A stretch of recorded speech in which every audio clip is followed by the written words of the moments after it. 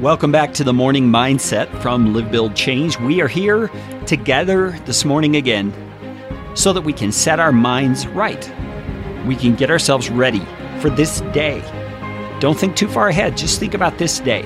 And we're learning about wisdom. We've been looking at the book of Proverbs for some time now. And we've camped in chapter 8 for a bit, where the writer of Proverbs has personified wisdom. He characterizes wisdom as a woman who is calling out with compassion and zeal to those who would listen, to take her advice, and to understand how valuable her words are.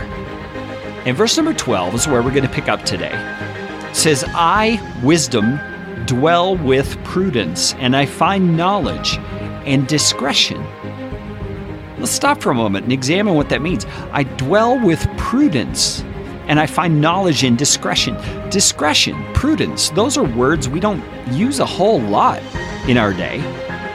But they're words that describe a quality of assessing situations and making wise decisions in light of what we determine by our assessment.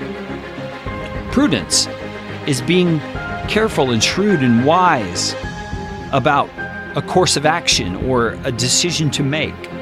Discretion is being careful about the things that are going on around us and making sure we understand the situation before we take action. And wisdom says those characteristics are inherent in the way it operates.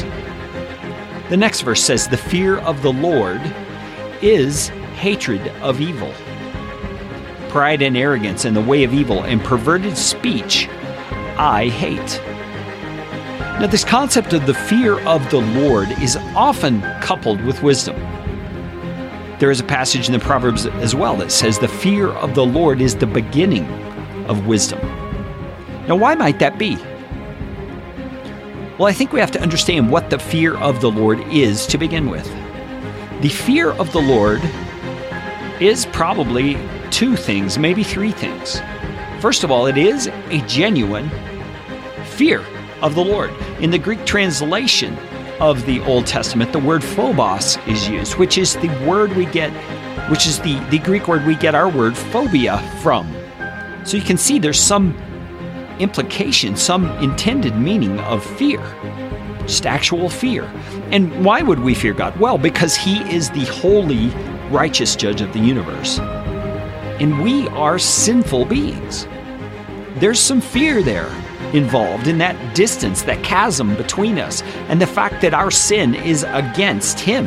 It's a violation against everything He is and everything He stands for.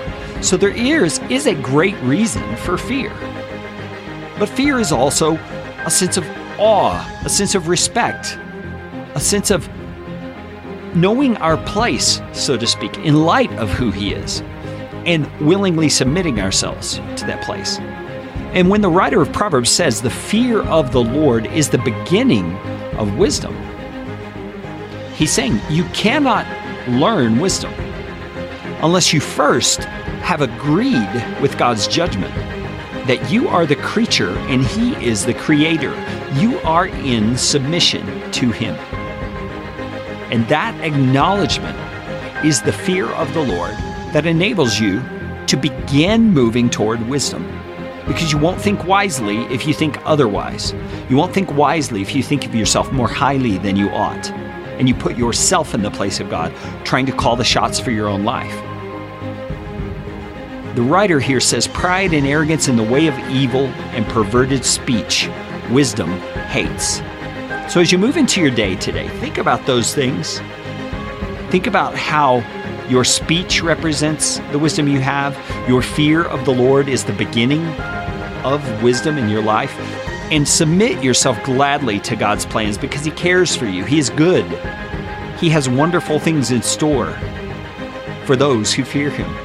Let's talk again tomorrow on the Morning Mindset edition of the Live, Build, Change podcast.